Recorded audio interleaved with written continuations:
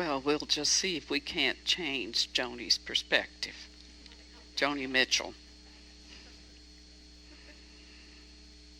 We want to know what love is, right? Yes. So you now have permission to wear white. Actually, that is a status. I mean, there are lots of theories about how this came into play, but it was in the early 1900s. And the wealthier people got to travel in the hotter months, and people wore white to travel in, where the poorer people stayed at home and didn't have a different wardrobe, so they didn't wear a lot of white. So that's kind of not the truth, but that's what they say. So I want to talk about Memorial Day just a little bit. It's a day that on the one, there are two sides. On the one hand, to honor those people who gave their life in various wars, it just makes me want to cry. I mean, I think it's fabulous. There's a little park in Pleasant View, Tennessee, where pavers are down, and my grandfather served in World War I. My father served in World War II. My cousins served in Vietnam, and so on and so forth. And there they are to be remembered. So it's good that they're not forgotten. And then, of course, on the other hand, it's sad that we have to do this at all. I am such a pacifist. I just cannot justify. I'm a conscientious objector. So when Memorial Day rolls around, I broaden it out and I make it about memories. Memories are important in our lives. Memories have a function. We can be stuck in our memories and unable to really embrace where we are in life, the evolution of our life, the changes of our life.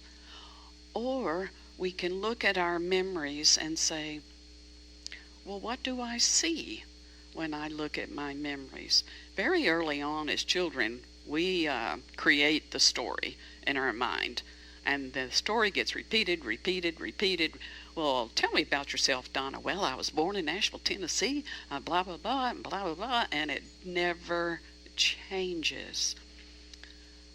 To really turn this into something spiritual, a spiritual exercise, anytime we revisit our path, especially the things that appear to be lost, it's good to do so with an open mind. So for many years now, I've played around with words that start with the letter C. C. Do you know, I don't know how many in the English language words start with C. It's absolutely mind-boggling.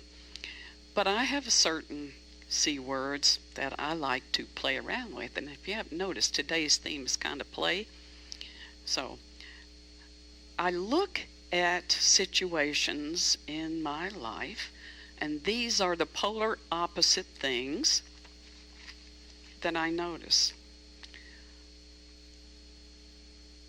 Where were the times that I sort of shifted the truth a little bit to cover up my accountability a little bit? Are there situations, and I let God bring them to me. I don't sit there and just think. If they come up, I revisit them and say, how accountable was I? And maybe I didn't even see that I had a part in what happened. That's an opportunity for growth. Here's another. Control. Do I always have to be in charge? Do I always have to know what's going to happen next? How deep is my need to control? And sometimes that's a good thing, to be responsible, that you need to take control of yourself, but you can't take control of other people. They're the boss of themselves. That's my favorite thing to say to Phil. You're the boss of you. Yeah. So there's opposite of being in control is a compromise. And that takes looking deeply into what are my needs and what are your needs. And is there a place we can meet in the middle and our needs be met? But that takes another word, clarity. Clarity. So, I have a family, what I call the C sisters. They are Clarity, Charity, and Constance.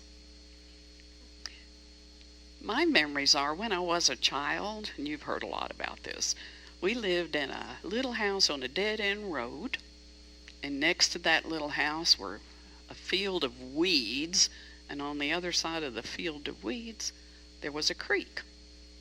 My little house, later in life, I called the cracker box. Don't ask me why, but it fit. The cracker box. At the end of the backyard was a little fence and some bushes, and then there was the community park. There was the ball diamond. There was only one back then. Now there are 4 in that whole big field. And I did crazy things. Like I used to climb up and sit on the top of the baseball cage at night and lay down and just look at the stars. I didn't have a lot of supervision as a kid, which is a blessing to me. One other thing I'll share with you, this creek would flood from time to time, and all the kids in the neighborhood, we'd go to the park where the ball diamond was, pull out one of the bleachers and jump off into the floodwaters. Not very healthy, not very smart, but it sure was fun. So back to the park. Often I like to go to the park. I would go past the ball diamond, past Miss Honey's house. There was a cutest little stone cottage. Walk on down the lane, and there you were at the playground. There was a merry-go-round there. There was a sandbox. Didn't much care for that. There were swings, and there was a seesaw. So, today I'm going to ask you to use your imagination, because we're going to get on the seesaw. I'm asking you to look at your consciousness, a key C word, when you look at your memories, and ask yourself the sort of questions. Can I see this differently? Is there more to the story than I've told my whole life? And where am I in this picture? So the 3 C sisters are going to go to the park and get on the seesaw. The first is Clarity. You can call her Claire for short if you want. Clarity. So Clarity is on one side of the seesaw. Her purpose is to give appropriate weight to things. Okay? How many times, maybe you have, I'm sure I have made a mountain out of a molehill. And I know you're familiar with that, right? Okay. It's not just a Tennessee thing. Well, I once said a meat and 3, and I thought the roof was going to cave in. Nobody knew what a meat and 3 was. You don't know? It's a meat and 3 vegetables. It's a meat and 3. And all diners advertise their special. The meat and 3 today is this, and this, and this. So anyway, that is Clarity's responsibility, to bring the appropriate weight so that there's balance. What else about Clarity? Oh, she's the key one between lightness and seriousness, and she's the one whose lesson is to learn to life with the ups and downs. Learn to live life and enjoy it. Enjoy the ride. Okay, we'll let Charity sit on that end. No, Clarity. And now Charity gets on. Charity gets on this end. Of course, we have our legs. That's the groundedness, but I'm not going to go to there. Charity. Okay. Simply put, the more love you bring to what you do, the more you will enjoy your life, whatever it is you are doing. So her job is to love, In life, we are doing this all the time. Sometimes we're in our heads, and sometimes we're in our hearts. If we're in our heads too much, that means clarity is sitting on the ground. And while it may look as though charity is elevated, charity is powerless. All the weight is put on the analytical mind, too much stuck in your head. So, charity has to gain some weight.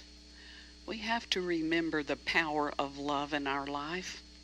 We have to remember the power of charity to heal ourselves, to let go of all of those memories that are so painful and sad. We have to empower our charity to bring balance to our lives and to our perspective of others. Balance. Now, on the seesaw, you know it's an up and down thing, right? But now let's talk about Constance. You can call her Connie. Constance.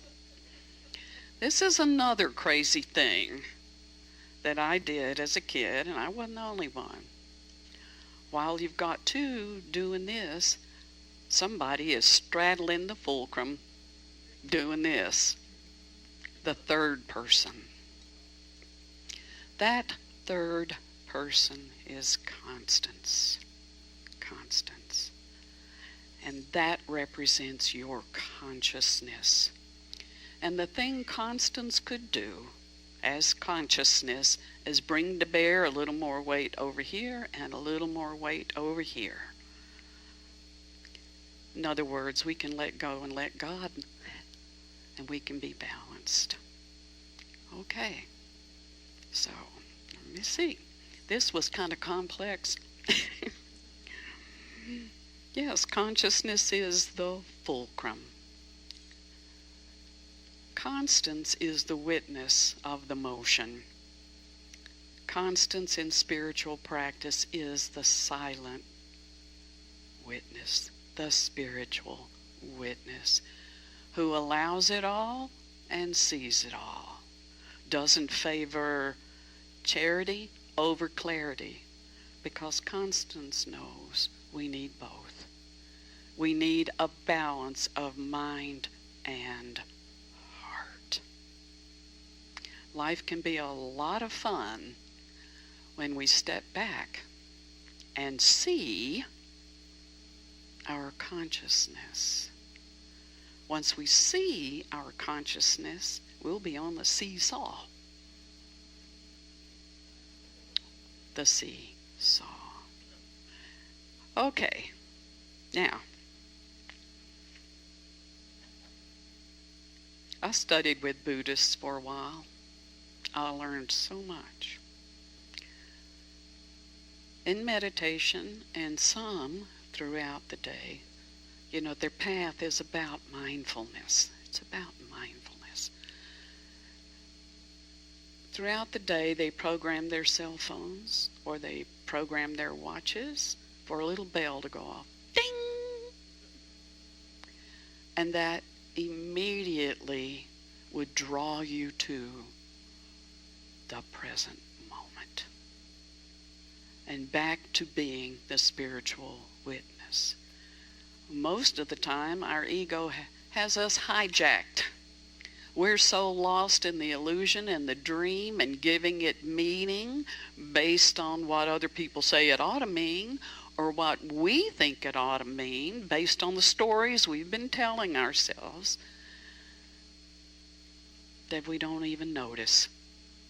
So that little bell that goes off reminds them basically, peace, be still, and know I am God.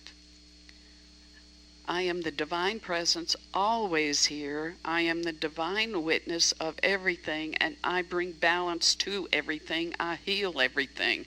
I am everything. So this week, I drove myself a little crazy. I said, what if I used that to pay attention to every C word that I said or thought? Yeah, wow.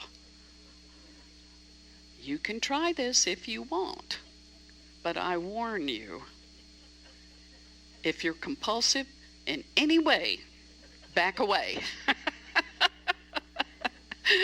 Compose yourself. Oh, this is my list for one day.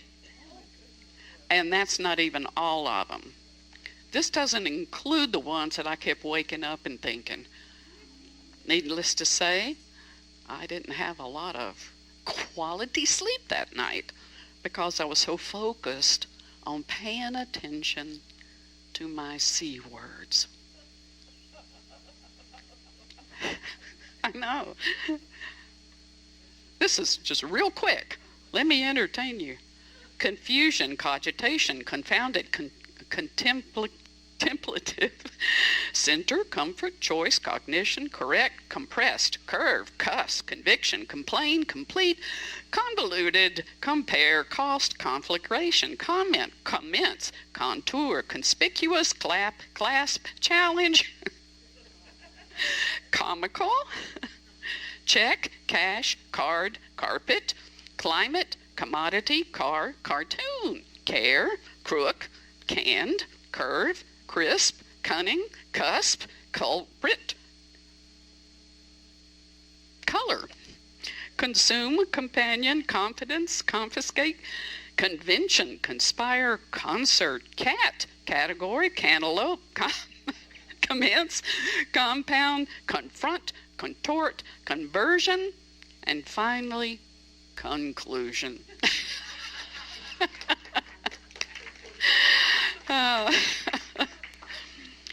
But really, the point here is to please pay attention to your own stories, particularly as they are encapsulated in a memory, and realize it really is just a story. It really is just a story. And if there are strong emotions that are attached to your story, that is the fulcrum saying, bring it to balance, bring it to balance. Go with the flow. I am here always. And I think that's it. That is the conclusion of this one. Thank you.